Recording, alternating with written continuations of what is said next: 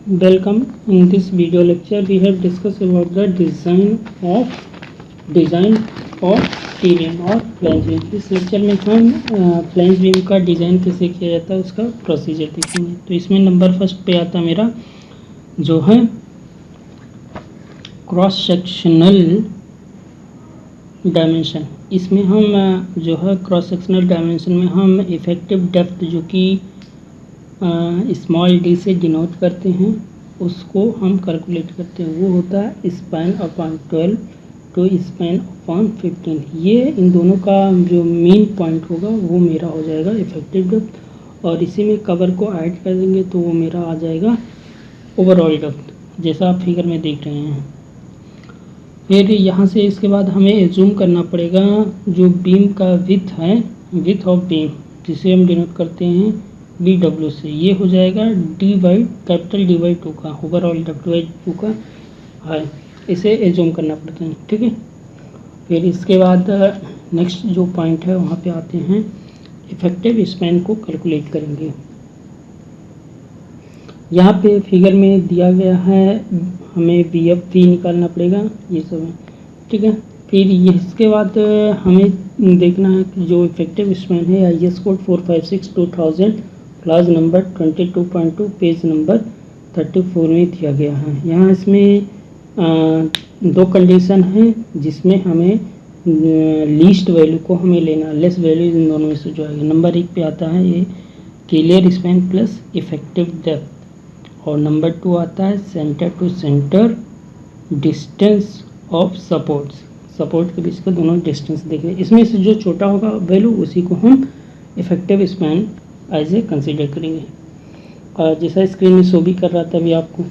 और इसके बाद हम स्टेप 2 में आते हैं जिसमें हम कैलकुलेट करेंगे मोमेंट्स एंड शियर फोर्स।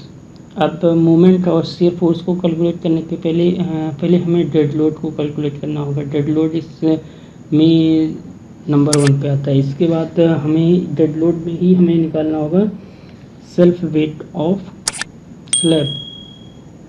तो सेल्फ वेट ऑफ स्लैब में हो जाता है यहाँ पे capital DF into density of concrete, capital DF into density of concrete into spacing of beam. ठीक है। फिर नंबर 2 पे आता है फ्लोर फिनिश को कैलकुलेट करते हैं। फ्लोर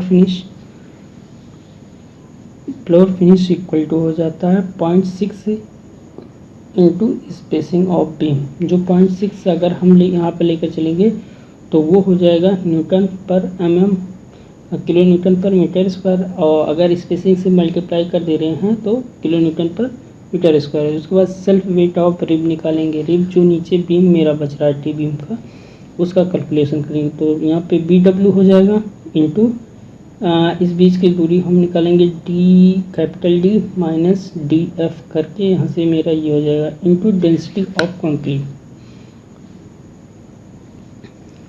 25 का मल्टीप्लाई कर देंगे तो यहाँ से मेरा सेल्फ वेट ऑफ रिब निकलेगा। उसके बाद प्लास्टर फिनिशिंग देख लेते हैं। प्लास्टर फिनिशिंग जो है इसका वैल्यू 0.5 किलो न्यूटन पर मीटर एज्यूम करते हैं। ठीक है, या 0.045 भी एज्यूम कर सकते हैं।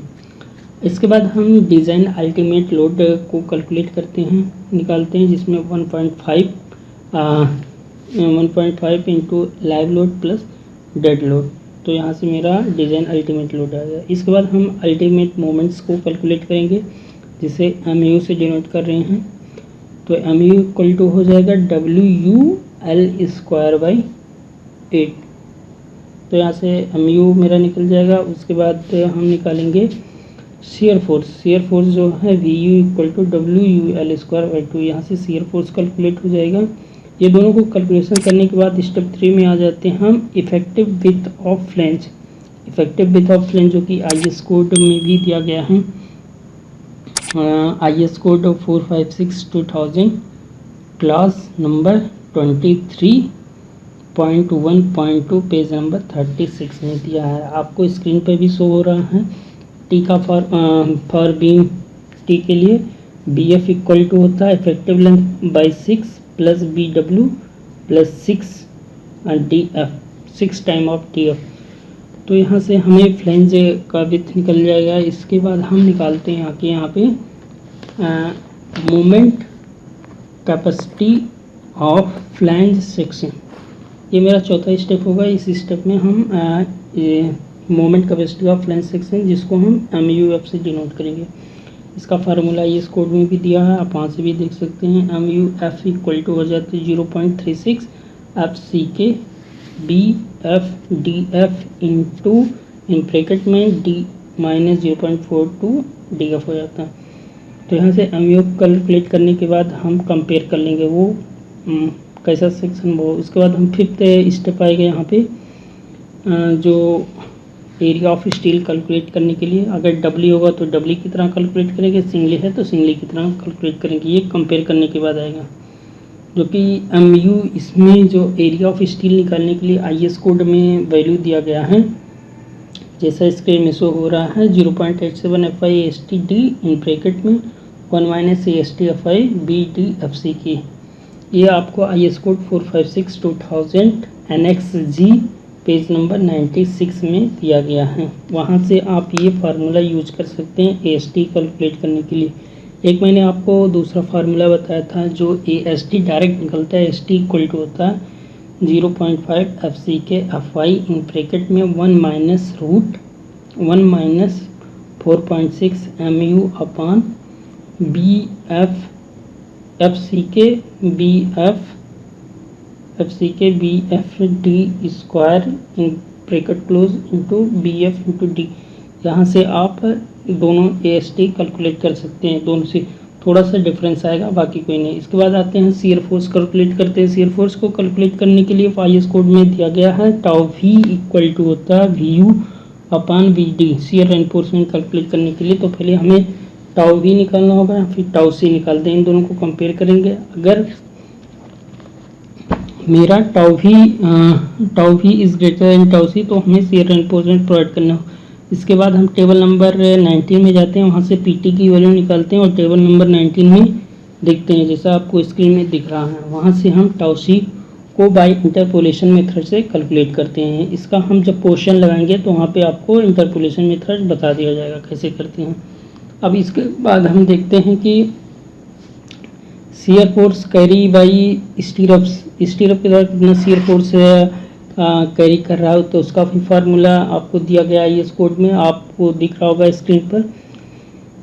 फिर यहाँ से हम VUS कैलकुलेट कर लेंगे। कैलकुलेट करने के बाद यहाँ पे हम स्पेसिंग ऑफ स्टीरप्स भी कैलकुलेट करेंगे। स्पेसिंग ऑफ स्टीरप कैलकुलेट करने के पहले हमें एक एरिया जूम करना पड़ेगा, डाया ऑफ स्टीरप से जूम करना होगा, जो कि ASP से डिनोट करते हैं। तो इस फार्मूले से हम वहाँ पे स्पेसिंग ऑफ स्टीरप्स कैलकुलेट कर सकते हैं। अब इसके बाद हम आएंगे, देखेंगे ड्राइंग जो है, ड्राइंग ऑफ बीम कैसे बनते हैं। ठीक है, तो यहाँ पे आप ड्राइंग बन रहा है और ये दोनों नीचे पे सपोर्ट को लगा देंगे और इसमें सपोर्ट को लगाने के बाद हम टॉप और बॉटम में मेन बार को ड्रॉ करके उसके बाद स्टीरप्स का यूज़ कर देंगे। ठीक है, इस चैनल को सब्सक्राइब कर लीजिए। अगर कहीं भी आपको कोई दिक्कत आ रही है तो आप कमेंट करके वो चीज़ अपनी प्रॉब्लम को सॉल्व कर सकते हैं। ठीक है, तो ये क्रॉस सेक्शन हो गया ऑफ टी बीम का, जिसमें नीचे बार को शो करना होता है और टॉप में भी, ताकि हम यहाँ पे स्टीरप्स को लगा सकेंगे। अगर स्टीरप्स लगाना है तो ये चीज़ टॉप में हमको सरिया देना पड़ेगा। ठीक है, बाकी इसका डाया हम यहाँ पे शो कर दें। और कोई दिक्कत हो आप कमेंट करके हमें ज़रूर बताइए। Thank you for watching this video.